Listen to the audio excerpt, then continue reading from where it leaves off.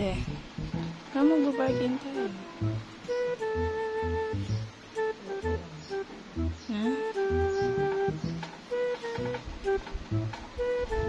Oh. De. Ha?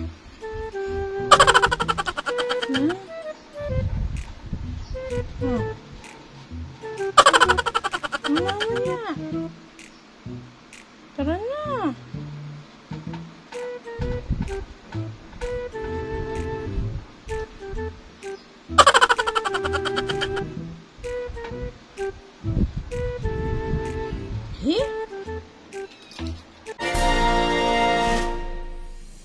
What is going on sa inyo mga Gym Bros? So, welcome for another day, another vlog. O, diba? Wala rin ako nagawa, natuloy din kami.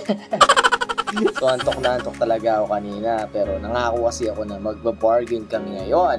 And syempre, sabi ni Madam, yayamanin mga ka-Gym Bro, lilibre daw niya ako sa bargain. Ano kaya lilibre niya sa akin mga ka-Gym Bro? So, ayun nga, papunta na kami sa bargain para, of course, bumili ng mga dapat bilihin.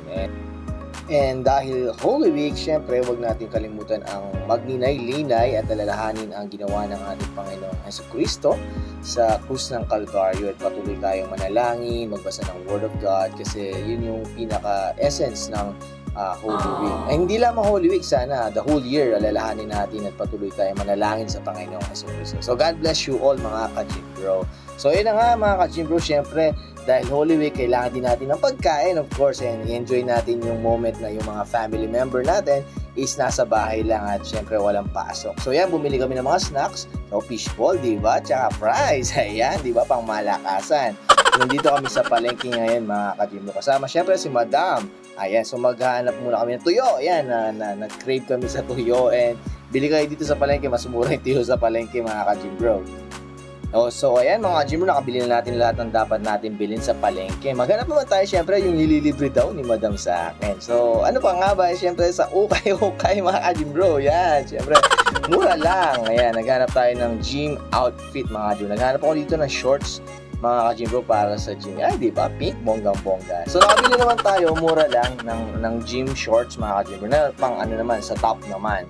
Eto, nakita tayo ng muscle shirts. Ganda, diba? So, mura lang dito mga ka-Gym Bro. I think 60 pesos lang to.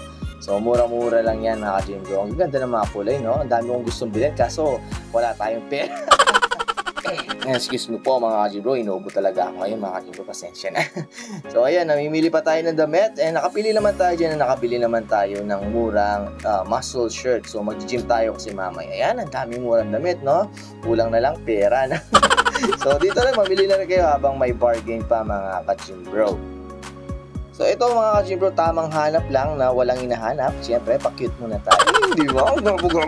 Magigil mo. Yan ha, tamang hanap lang ng mga bibilin kahit wala naman talagang pambili. Yan, si Madam, di ba? So, naghahanap kami ng mga mabibili na napakatagal yung mamili mga ka-Gym Bro. Ganyan rin ba yung mga asawa nyo? Ang tagal-tagal mamili, nakakainip, di ba? Di ba? Pili na pili, tapos wala pa bibili mga ka-Gym Bro. So, ayan, sige, pili ka ng pili, di ka naman bibili. Ayan, so, tagal namin dyan, wala man siya nabili, mga ka-Gym Bro, and puro lang siya tingin, mga ka-Gym Bro, diba? Ang galing-galing. So, ayan, pili pa rin kami ng pili, naghahanap pa lang kami ng dapat mabili, kahit wala naman kaming hinahanap, mga ka-Gym Bro. So, ang daming mabibili ngayong Wednesday, no? So, ito, napunta kami dito kay Manang, yan, nagtitinda siya ng sibuyas. So, sibuyas tsaka bawang na lang, mga ka-Gym Bro.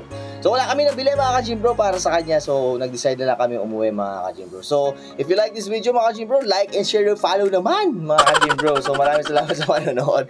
God bless you all, and peace and always. Bye!